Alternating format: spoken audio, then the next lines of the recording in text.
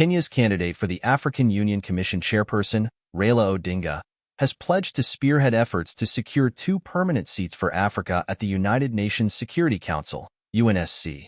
Speaking during the Mjadala Africa Leadership Debate on Friday in Ethiopia's capital, Addis Ababa, Odinga emphasized the urgent need to address Africa's historical exclusion from global decision-making processes, particularly at the UNSC, which wields significant influence over international peace and security.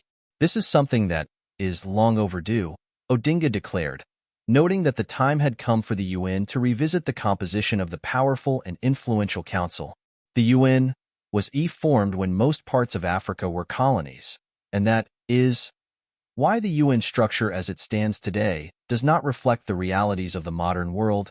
Odinga made these remarks as he faced off against 2 other contenders for the AU Commission chairperson seat, Djibouti's Mahmoud Ali Yusuf and Madagascar's Richard Randriamandrato. He argued that it is unacceptable and untenable for 5 countries to hold veto power at the Security Council while Africa, a continent of 1.4 billion people, remains unrepresented. Undemocratic. The UNSC currently comprises 15 members, 5 permanent members with veto power: China, France, Russia, the United Kingdom, and the United States, and 10 non-permanent members elected for 2-year terms. Notably, more than 50 UN member states, many from Africa, have never been represented on the Council.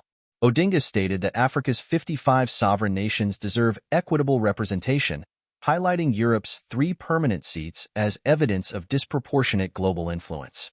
"We are going to insist that Africa must get 2 permanent seats at the UN Security Council," Odinga said. "This is only fair because we are a continent of 55 sovereign nations." Odinga added Africa's exclusion in the Council was untenable while Europe has 3 permanent representatives on the Security Council. "Permanent representation with veto powers is a must for Africa, and this is something I will insist on when I am elected," he stated. If elected, Odinga expressed his commitment to collaborating with Africa's leadership to ensure the continent receives fair treatment on the international stage. Odinga's pledge aligns with a unified stance among African nations advocating for UNSC reforms. Ruto, Kagame campaign. Kenya's President William Ruto and his Rwandan counterpart, Paul Kagame, are among the leaders who have been vocal in calling for these reforms. In September, Kagame underscored the need for comprehensive reforms within the African Union, AU, before Africa could fully benefit from the U.S. proposal supporting 2 permanent UNSC seats for African nations. Kagame suggested that 1 seat should represent the AU Commission, while the other should rotate among African countries to reflect the continent's collective interests. This position came after warnings from Ambassador Martin Kamani, executive director at New York University's Center on International Cooperation, who urged strategic caution. Kamani highlighted the risk of division if Africa pursued UNSC seats without first addressing internal AU reforms.